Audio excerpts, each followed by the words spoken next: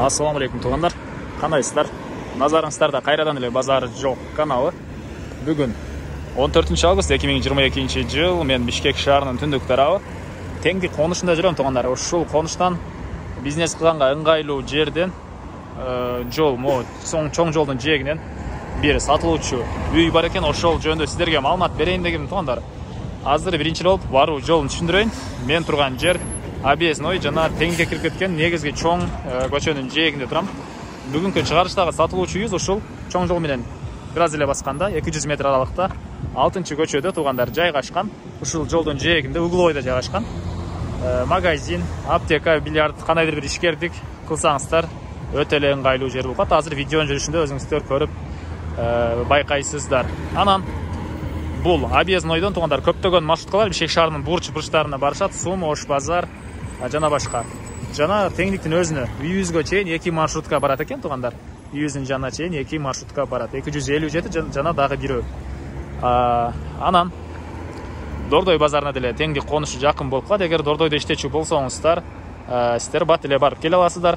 Бул жагынан бир аз эле барып солго бурулсаңыздар, Молодая гвардия, Ош базар ушундай болуп кетет. Анда эмесе мен сатылуучу үйгө карай жол алдым. Туғандар, сиздер лайктан басып, өз оюңуздарды комментарийге жазып туруңуздар. Мынакей туғандар, келүү жолун түшүндүргөнчө бүгүнкү чыгарышта сатылуучу үйгө да жетип келип калдым. Бул мынакей үйүбүздүн көчө тараптан көрүнүшү туғандар. Үйүбүз 6-көчө менен чоң центральный көчөнүн кесилишинде угловойдо жайгашкан. Бизнес кылсаңыздар өтө эле ыңгайлуу жердегидей көрүнөт. Мынакей жол тарабынан өзү негизи үй ээси чоң кылып, пескаблок менен узун туурасы 15-5 кылып магазин үчүн мондай помещение салган экен. Анан түндүк чек-арасы ал жактагы магазинге чейин болуп калат туғандар. Окей, бул гараж менен түгөйт буяга. Окей, бул жерге чейин. Бул жакта банясы бар экен, бул жакта чоң магазин үчүн салган помещение. Анан калсаңыздар бул жагын деле бузуп, кандай строй материал же болбосо башка бир дүкөн кылып алсаңыздар деле болгудай дейт. Үй ээсинин өзү негизи ушундай пландары деле болгон экен туғандар. Бул жака чейин деле көптөгөн маршруткалар келет. Могу жолдон деле көптөгөн маршруткалар өтөт. Объезднойдон андан да көбүрөөк, жана видео машина айткандай, көптөгөн маршруткалар Бишкек шаарынын бурчтарына барышат туғандар. Бир эле магазин эмес. Магазин ачайык десек, буякта магазин, жаныбызда магазин десеңиздер кааласаңыздар, аптека, же болбосо бильярд ушул сыяктуу бир нерсе ачсаңыздар деле болгудай. Негизи үй ээсинин айтуусуна караганда буякта аптекага жана швеяга арендага бул убакытка чейин сураган экен. Эми андан ары калган маалыматтарды берейин. Бул үйүбүздүн түштүк тарабы. Бул жактан көрүп турганыңыздардай забор менен тосулган, көрүп турганыңыздардай ворота коюлган туғандар. Мектеп жөнүндө айтсак, мектепке бул жакта жөө эле барып келгенге жакын эле жерде мектеп бар дейт. Садиктер, частный садиктер бар туғандар Теңдикте. Анан Теңдикте туғандар жашаган адам деле көп, население көп. Магазин ошол сыяктуу жана айткандай эле бир ишкердик кылсаңыздар, бул жака иштеп кеткидей эле көрүнөт. Негизи адам көп туғандар. Эми андан ары короосуна кирип калган маалыматты берейин. Мынакей бул короосунун көрүнүшү, жеринин аянты 4 соттук документтер, кызыл китеп, техпаспорт баары бар экен. Жеринин аянты документте 4 соттук, фактически 5 сотка чейин болуп кетет деп айтты үй ээси. Аны келгениңиздерде кызыл китебин колуңуздарга берип, көргөзүп, жерлерин тактап берет. Документтер боюнча баары бар. Суу, свет бар экен туғандар. Анан бул чоң үйүз жөнүндө айтсак, узун туурасы 14-12. Бул жерге чейинки дубалдары саман. Анан бул жерден бул жага кошулган жери кирпич менен болгон туғандар. Жанагы магазинибизге биз бирактан магазин ээси, үй ээси кирип кеткенге эшик, анан көчө тарабынан клиенттер үчүн дагы эшик терезелер орнотулган. Узун туурасы дагы жол эскерте кетейин, 15-5 экен бул. Мына потолоктор ушул даражага чейин бүтүрүлгөн туғандар. Мына ушундай. Эми бул чоң үйдүн ички тараптарын көргөзөйүн. Дордойго деле жакын туғандар бул Теңдик конушу. өзүңүздүн машинеңиз менен барсаңыз 5 мүнөттө эле барып каласыз. Дордойго бул жакта эле болуп калат. Эгер маршрутка менен барсаңыз 10-15 мүнөт убакыт алса керек болот. Болжол менен туугандар. Бул үйүбүздүн чыгыш тарабы. Чыгыш тарабы жана бул жак төрүндө времянка, склад ушул сыяктуу да бар. Ал жакта 2 бөлмөлүү времянка бар экен. Ал жакка деле квартирант киргизсеңиз болот, туугандар. Андан ары киргенде мондай бөлмөлөр. Негиз боюнча бул жакта санузелге, анан ал жакта эшик калтырылган жерден отоплениянын котелу жайгашкан бөлмөгө расчет алынган экен. Бул жагы санузелге, ал жакка котелго. Анан бул жагы кухняга расчет алынган, туугандар. Кире бериш ушул даражага чейин бүтүрүлгөн. Андан ары түзүлө киргенде бул жакта коридор, туугандар.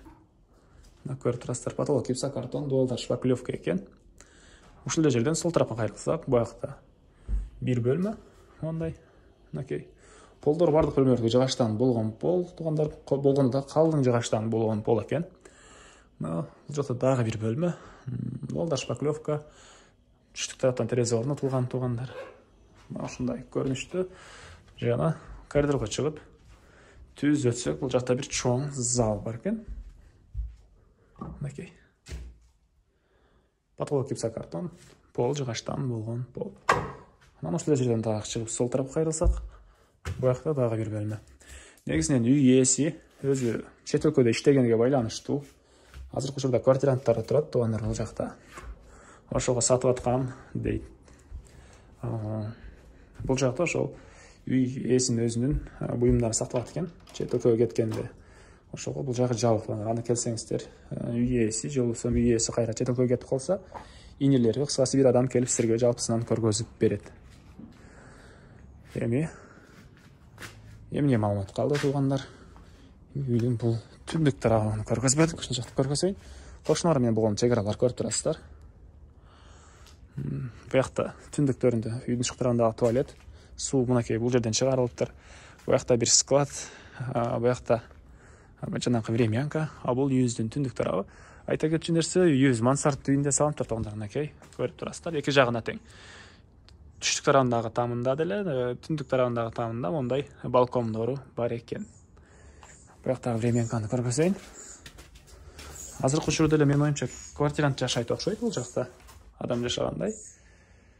Мен келген учурда эч ким жок болчу, туугандар. Буякта ушундай 2 бөлмөлүү времянкасы деле бар. Эми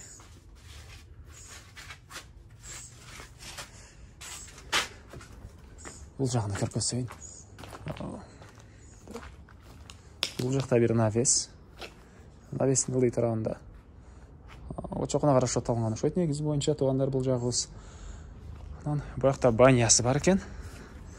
Негизи үй ээсинин идеясы боюнча бул баняны жана бул гаражды бузуп, материал саткан, курулуш материал саткан дүкөн кылайын деген ой болгон экен. Ал себептен улам чет элге чыгып, азыр саткан учуру. Мына бул жакта гараж, воротасы деле турат. Кааласаңыздар, жабылсаңыздар, ошол гараж бойдон деле калтырсаңыздар болот экен. Негизи боюнча, негизинен чоң жолдун жээгинде болгонуга байланыштуу бир ишкердик кылсаңыздар, туугандар, ишкердиңиздер иштеп кетет деп ойлоймун. Ошондо айтылбаган, туугандар, бир эле баасы калды окшойт. $40,000 сурап атышыптыр үй ээлери. Сүйлөшүү болот, туугандар. Сүйлөшүү болот, базар жок каналынан көрүп чала атабыз десеңиздер, жакшы эле арзандатуу кылып берем деп айтты. Андагы үй ээси менен звонок кылып сүйлөшүп көрөсүздөр. Ээсинин номерин экранга калтырам, туугандар. Звонок кылып сүйлөшүп көрүңүздөр. Анда эмесе мен сиздер менен коштошом, туугандар. Кийинки чыгарылышка чейин саламатта калыңыздар.